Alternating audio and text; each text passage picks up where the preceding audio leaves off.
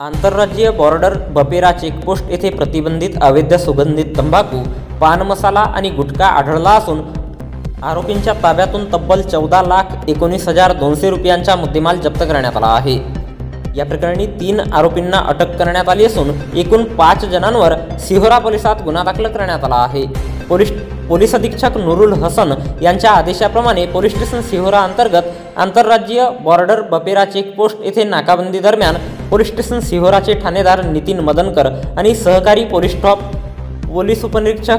हरिदास सुरपाम, police हवालदार राजू साठवणे, police सिपाही तिलक चौधरी, निलेश गजाम,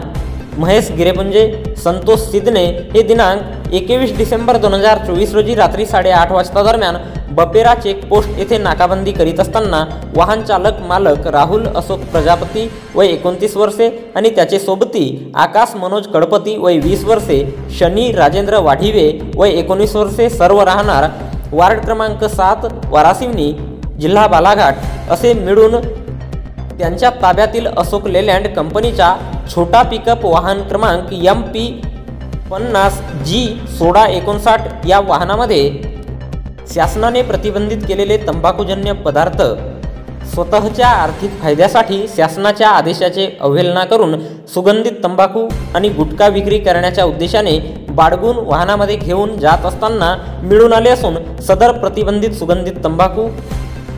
गुटखा तसेच पान मसाला आरोपी श्याम सेठ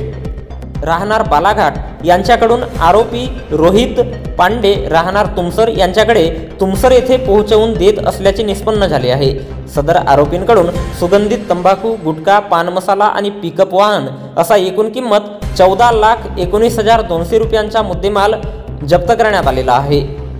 या प्रकरणी 5 आरोपींवर पोलीस स्टेशन सिहोरा येथे विविध कलमान्वये गुन्हा दाखल करण्यात आला असून या घटनेचा पुढील तपास ठाणेदार नितीन मदनकर यांच्या मार्गदर्शनात पोलीस उपनिरीक्षक चेतनलाल पटले हे करीत असून सध्या 3 आरोपींना ताब्यात घेऊन गुन्ह्यात अटक करण्यात आली आहे, तर इतर 2 आरोपींचा शोध घेऊन अटक कारवाई करण्यात येत आहे। सदरची कारवाई पोलीस अधीक्षक नूरुल हसन, अप्पर पोलीस अधीक्षक ईश्वर कातकडे तसेच उपविभागीय पोलीस अधिकारी गोफणे यांच्या मार्गदर्शनात सर्व